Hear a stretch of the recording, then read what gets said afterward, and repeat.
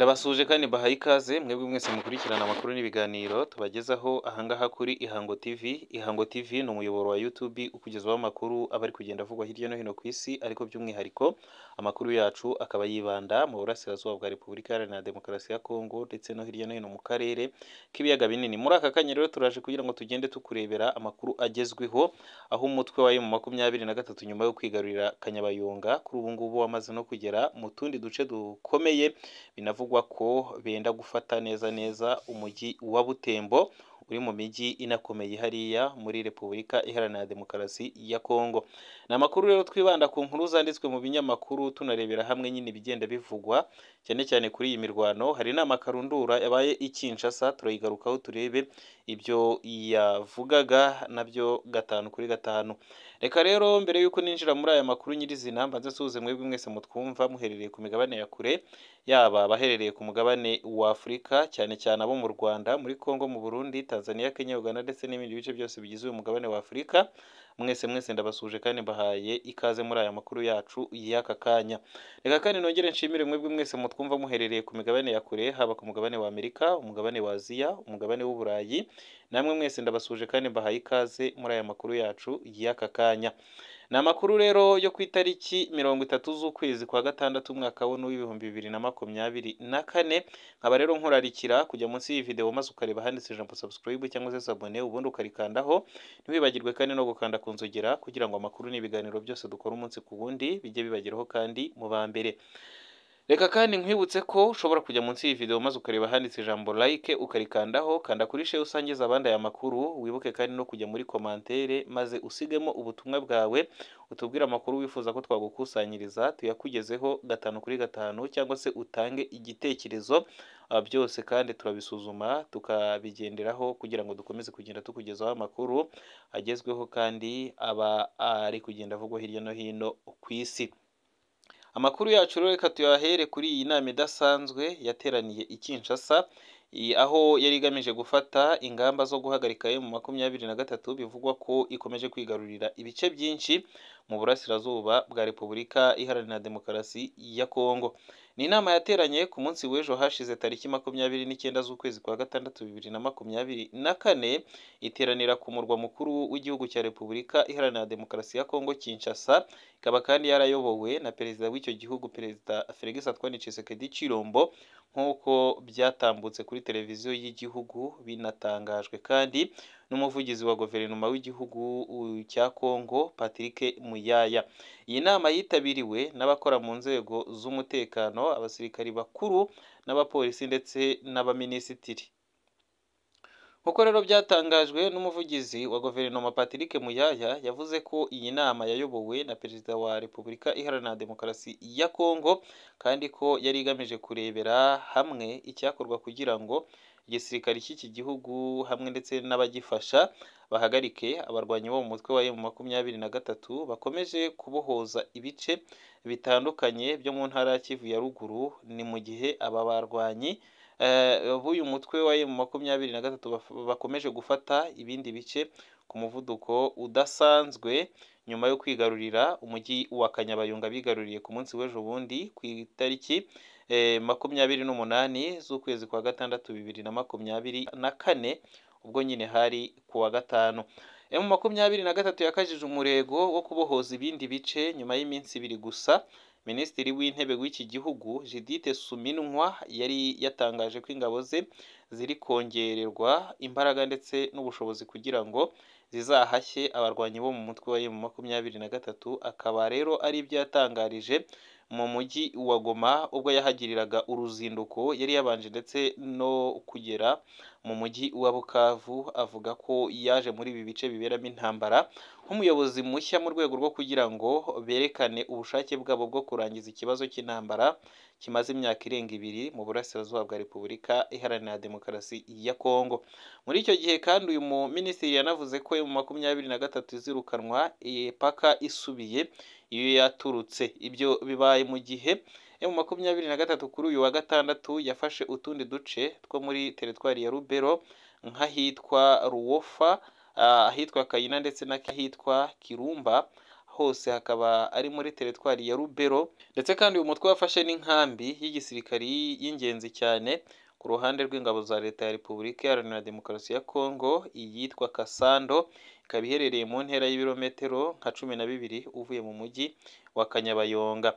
Amakuru ava muri ibyo bice akaba yo avuga ko iyi nkambi y'ihuriro ry'ingabo zirwana ku ruhande rwa leta ya Kinshasa M23 yayifatiyemo ibikoresho by'igisirikari byinshi, kandi ikaba yarimo abasirikari benshi, ndetse muri bo abenshi ngo bakaba barahasize ubuzima. Hakaba rero hari harimo n'abo mu ngabo z'u Burundi, abacanshuro, Wazalendo, FDLR, FARDC n'abo mu ngabo za SADC. Ibi kandi bikomeje kujegeza bidasanzwe ubutegetsi bwa Perezida Felix Antoine Tshisekedi, kubera ko birashya bishyira ko uyu mutwe wa M23 ushobora gufata umujyi karundura wa Butembo, umwe mu mijyi ikomeye cyane hariya mu bice bya Kongo y'Iburasirazuba. Aya rero ni amwe mu makuru nyine agezweho dukomeje kugenda tukurebera, akaba ari amakuru rero aba ari kugenda turukara ku mirongo y'urugamba muri Repubulika Iharanira Demokarasi ya Kongo. Reka rero n'ubundi dukomeze cyane cyane tuvuga kuri izi nkuru zivugwa ku burasirazuba bwa Repubulika Iharanira Demokarasi ya Kongo. Ati ihuriro ry'imitwe ya politike n'igisirikari rya AFC ryasezeranyije abanyekongo batataniye hirya no hino ibintu bikomeye.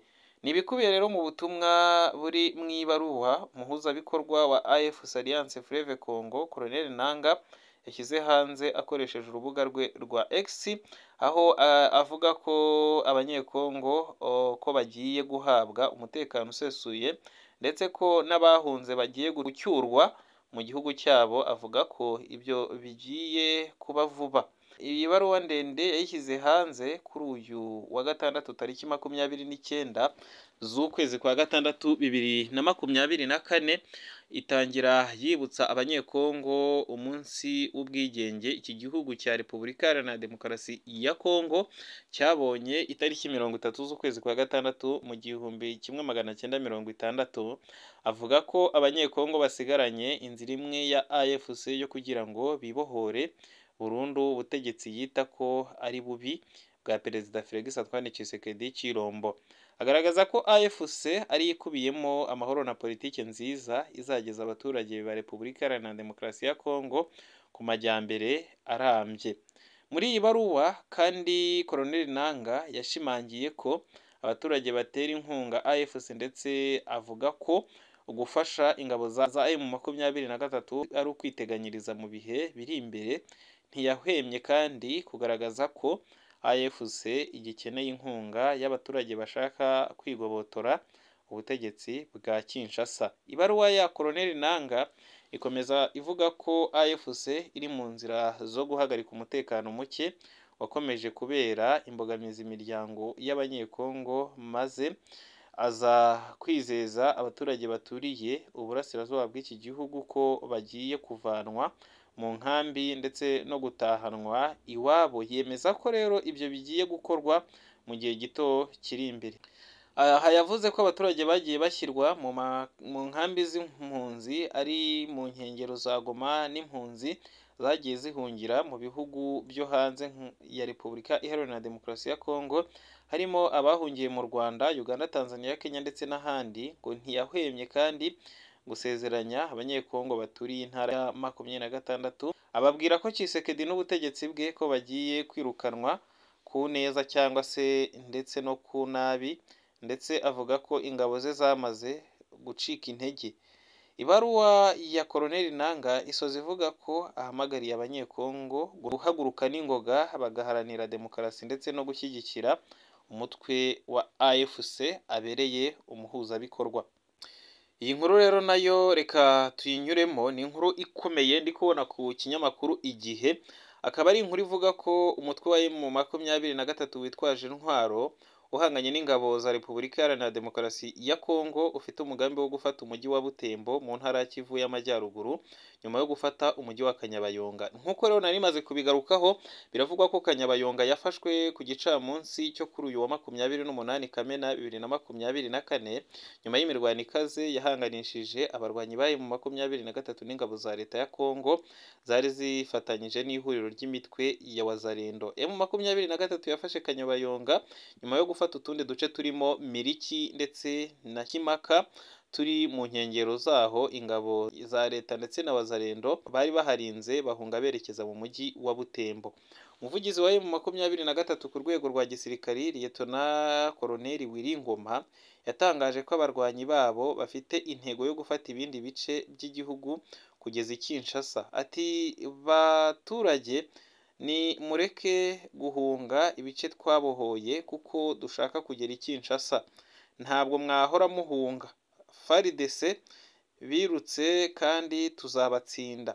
Umugambi wo gufata Kinshasa washimangiwe n'umuhuzabikorwa w'ihuriro AFC rigizwe n'imitwe irimo yo mu 23 Colonel Nanga watangaje kuri uyu wa 29 Kamena 2024 ko Perezida Felix Antoine Tshisekedi Chilombo adakwiye kuguma ku butegetsi bwa Repubulika Iharanira Demokarasi ya Kongo kuko ngo yagambaniye iki gihugu agerageza kugicamo ibice asuzuguza n'inzego z'umutekano.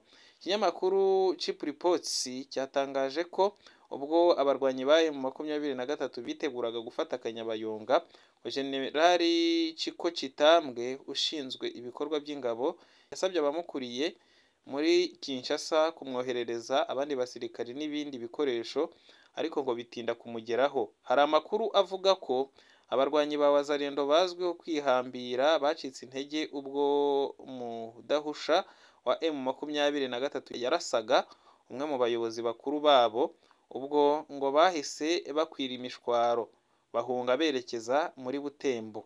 Ifatwa rya Kanyabayonga rero ryateje umwuka mubi hagati ya Wazalendo n'ingabo za Repubulika Iharanira Demokarasi ya Kongo kuko nizo zataye urugamba mbere yabo. Aba barwanyi biganjemo urubyiruko baketse ko bamwe mu basirikari barimo Generali Majoro Chiko Chitambwe bahungiye muri hoteli yo muri Butembo yitwa Brive, bajya kubashakisha kugira ngo bajye kubohoza aka gace. Ingabo za Repubulika Iharanira Demokarasi ya Kongo ndetse na Wazalendo bivugwa ko bafite umugambi wo kugaba ibitero bigamije kwisubiza Kanyabayonga ku rundi ruhande, ariko mu 23 nayo ikaba ishaka gufata umujyi wa Butembo yagura ibirindiro byayo bigendanye n'umugambi wayo wo gukuraho ubutegetsi bwa Perezida Felix Antoine Tshisekedi Chilombo. Ni amakuru rero akomeza kugenda acicikana hirya no hino. Hari inkuru rero n'ubundi nifuza nanone kugusomera, akaba ari inkuru ivuga ko witwa Zelensky ashobora kuva mu ntambara amazemo iminsi ahanganyemo na Vladimir Putin w'igihugu cy'Uburusiya. Ni inkuru rero n'ubundi nigeze kubona ku kinyamakuru Igihe, reka rero nayo ndebe niba nshobora kuyibona ubundi nyigusomere tuze kuba tunasubikiye amakuru yacu ahangaha kugira ngo tuze kubona nuko tugenda tukugezaho n'andi makuru ari buze mu kanya kari imbere. Hanze ya Afurika turakubwira ko Zelensky yashyize maze ngo akemera ko igihugu cye kidafite ubushobozi bwo kurwana intambara igihe kirekire. Kera kabaye perezida wa Ukraine yashyize avuga ko urebye umubare w'abantu bari kwicwa mu ntambara igihugu cye gihanganyemo n'Uburusiya ngo ko bidashoboka ko igihugu cye cyakomeza kurwana igihe kirekire, ndetse avuga ko leta ayoboye ishobora gushyira hanze gahunda igamije kurangiza intambara mu mezi make ari imbere.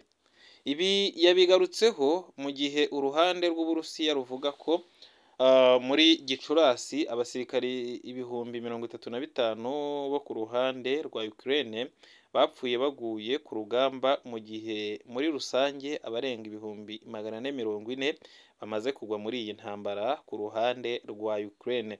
Ubariyemo abakomeretse n'abandi batagishobora kujya ku rugamba, uyu mubare ushobora kuba urenga miliyoni. Zelensky yavuze ko leta ayoboye iri gutegura uburyo ishobora gushyira hanze gahunda igamije gukumira ko iyo ntambara izakomeza ahubwo ikaba yahagarikwa. Ati dufite abantu benshi bapfuye n'abakomerekeye ku rugamba, tugomba gushyiraho gahunda yo kurangiza iyi ntambara mu mezi make ari imbere. Yavuze ko kandi iyi gahunda ishobora gushyirwa hanze mu minsi mike iri imbere. Ni amakuru rero twakugezagaho, akaba ari amakuru agaruka cyane cyane ku mirwano ibera mu burasirazuba bwa Repubulika Iharanira Demokarasi ya Kongo, ndetse n'ibi ngibi dusorejeho byo muri Ukraine ndetse na Russia. Amakuru yacu rero nakagaruka turongera kugaruka tukugezaho amakuru abagezweho mu kanya kari buze. Ndakurarikira rero kujya munsi ya video maze ukareba handitse ijambo subscribe ukarikandaho, ntiwibagirwe kandi no gukanda ku nzogera kugira ngo amakuru n'ibiganiro byose dukora umunsi ku wundi bijye bikugeraho kandi mu ba mbere.